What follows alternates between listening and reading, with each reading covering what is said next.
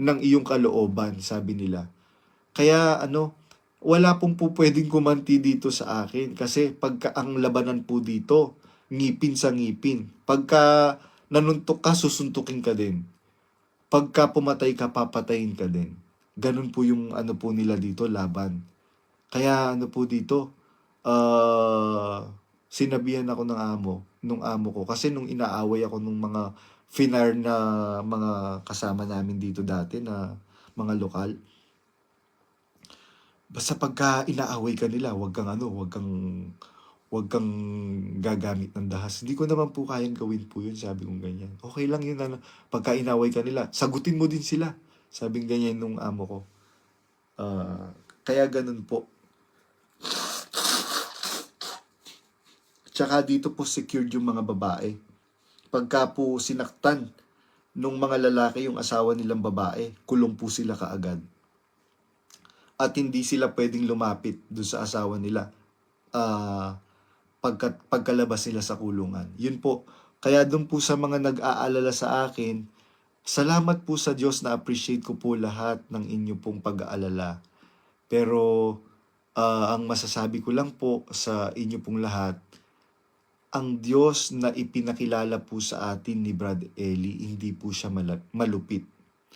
Ang Diyos na ipinakilala po sa atin ni Brother Eli,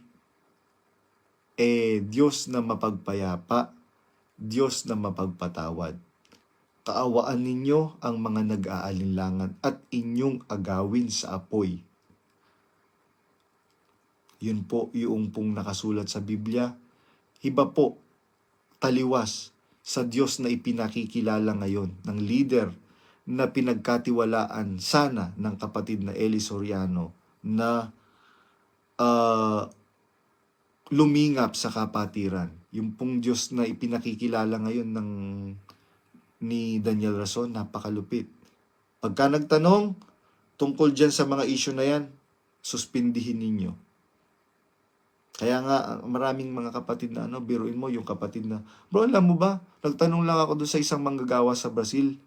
Kasi kilala ko po siya dahil, na-destino po siya sa amin. Alam niyo po, binlock niya po kaagad ako, sinuspindi.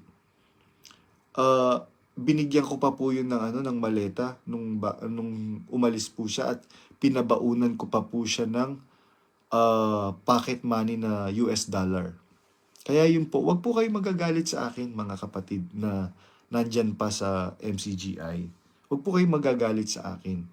Dahil wala naman po akong intensyong masama. The reason why I am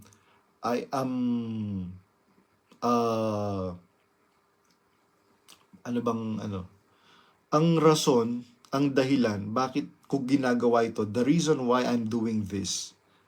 Kasi po, biruin mo, papasamain mo ko, gagamitin mo yung authority mo para pasamain mo ko, ipablock mo ko sa mga kapatid. Sasabihin mo, kung galing at galing lang ng pagsasalita, mas magaling naman, di hamak na mas magaling akong magsalita.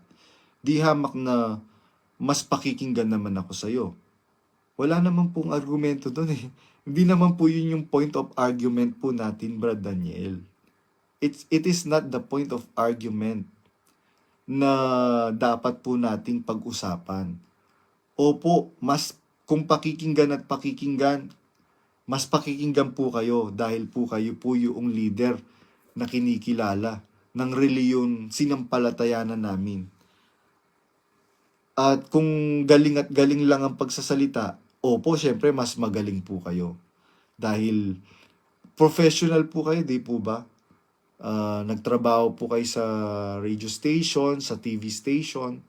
So, kung professionalism when it comes to speaking, wala naman po akong nun. Hindi po yun yung point of argument po natin. Ang point of argument po natin is the cry of the kapatiran. Ano po yung cry ng kapatiran? Marami po ngayong aral na binabago unti-unti ng kapatid na Daniel. Maraming binabago. Isa sa mga aral na binago yung nasa Mateo napakalinaw nung nasa Mateo Yun yung MCGI. Bro, sabi nung isang kapatid sa US,